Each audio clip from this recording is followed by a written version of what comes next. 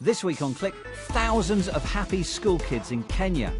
Smartwatches that are actually decent watches.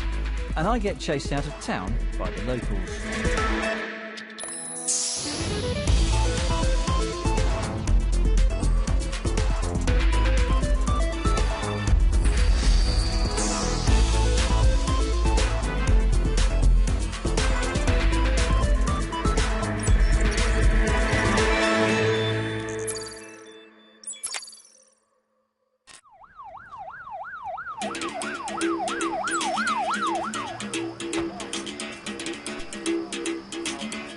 It's a big day for the village of Lanet Umoja.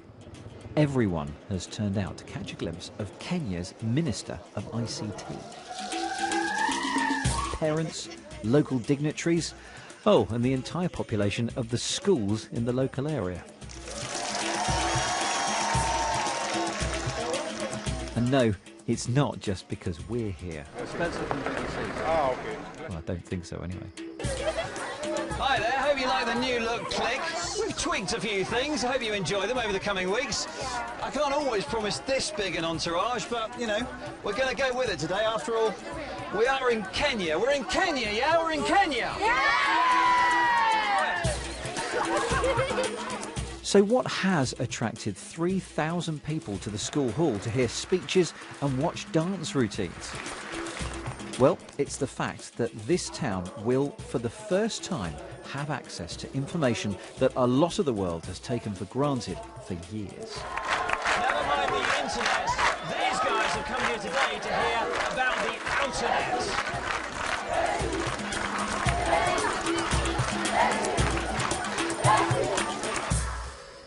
Outernet is an idea conjured up by Syed Karim. It's a way of giving people in unconnected communities access to information without having to put down lots of wires or use expensive data tariffs on mobile phone networks. Outernet uses satellites, and the first receiver is being installed in Chief Kariuki's house. Well, he is the chief after all. Beautiful house, by the way. Beautiful. So here, this is the internet decoder. You can see now the signal is very strong. When it is blinking, shows the signal is weak. Okay. Now the signal is very strong. The box, or pillar, acts as a Wi-Fi hotspot for nearby smartphones and laptops, so people can come here and download content which they can then read later. So what are you going to use this for? This one is going to change the life of these people here. You believe that information is power. When people have information, they are properly empowered, they can make good decisions, they can make good political decisions, they can get leaders who change this country. Habari wanafunzi. Yeah? Is that right? Let me have a look. Oh, there's stuff going on there. It looks like we're live. This is not, though, full two-way internet access. Instead, the satellite continually broadcasts small portions of the web over and over, the bits that Syed's team deem most useful. That data is received and then stored locally on these boxes. So there is no return path, no communication with the internet or others, no emails, no forums. And this puts it at a disadvantage compared to the other projects trying to get poorer and remote communities online. Google, for example, is working on Project Loon, a network of high-altitude helium balloons which will boost internet connections across much wider areas beyond coverage from conventional masts. And both Facebook and Google are looking into increasing access using drones and satellites. And crucially, these projects will give people truly two-way internet access. They really will be online. Outernet, by comparison, is a mere reference library.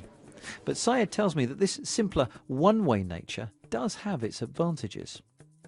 Anything that is related to bidirectional communications, the internet, to be able to provide that to the entire world, those are billion-dollar projects, multi-billion-dollar projects with huge, time horizons and an enormous complexity. And our solution that we're offering is, like I said, it's instantaneous. I mean, it exists right now. So it's just a matter of, to spend $1 billion and wait 5 or 10 years, or to do something in the meantime. Certainly, for the moment, the kids here at the Jomo Kenyatta school seem captivated. Can you show me how it works then? Can you type in... So you type here the topic you want to see, like biology, genetics. All right, let's do it. Let's do it right now. Can I tell them that you've also looked for football? Yeah. All right. So this is Mathematics. something in mathematics form 2. Yeah. So you can see, you know, I mean, it's functional as a book, but you can see. I guess it's quite old. But the way I've seen this information here, it is expanding our education very much. What subject are you interested in? Computers, right. Let's go and look for something to do with computers. Content, though, on this launch day is still very limited. Okay, so you search for computer, you get one article on computational biology which has the word computer in it. There's only 3 gigabytes of data to browse on this system at the moment, and even though the Pillar receivers can store 128 gigabytes locally, Syed and his team still have to decide what they will make available in each case. And that's something he plans on doing with help from each local community. Some way to get information to us is just using SMS and saying, hey, you know what, I'd like something about healthcare, I'd like to learn about football scores or whatever it is.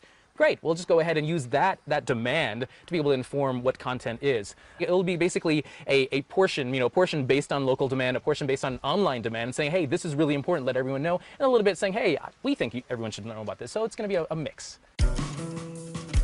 Each community where Outernet is deployed will of course find different content relevant, so each box can be set to only download a subset of all the information being broadcast. Now interestingly, because you will ultimately decide what's available and what's not, you're the gatekeeper, I guess there's a danger that puts you in conflict with a government that might have different ideas about what's appropriate for its population. If a government, you know, decides that they don't want to, you know, be a part of, you know, any kind of educational content distribution because of some of the other content that we're distributed, hey, you know what, that's their prerogative, but you know, we're still going to be broadcasting. But do you see any problems? I mean, governments are apparently pretty powerful bodies. I absolutely see problems. Well, that just comes with the territory. In fact, Syed is planning to launch his own satellites, these mini CubeSats, as early as next year, which will broadcast signals to these even smaller receivers, which don't even need a dish. Essentially, these are things that could be placed in a pocket, the types of receivers. So, you know, basically like an FM radio. Not only will we be selling, but we'll also publish plans on how you can build one yourself. And then, of course, if you can build one yourself, then off of commonly available parts, then, you know, what's to prevent anyone anywhere in the world from being able to receive, you know, our information service? Including in countries that wouldn't want that kind of content. Oh, including in countries that have massive firewalls or that do great firewalls, one would say. I would say including countries that have great firewalls or regularly monitor and track internet content consumption. That's one way that we can kind of bypass those restrictions and barriers. But first things first. In the shorter term, Syed needs to install larger Wi-Fi transmitters that will cover the entire village and the entire school and connect as many of its students as possible. And then it'll be time to get proper feedback from the locals on how this project is going. For today, though, I have to say, spirits are incredibly high and feedback here is most definitely very positive.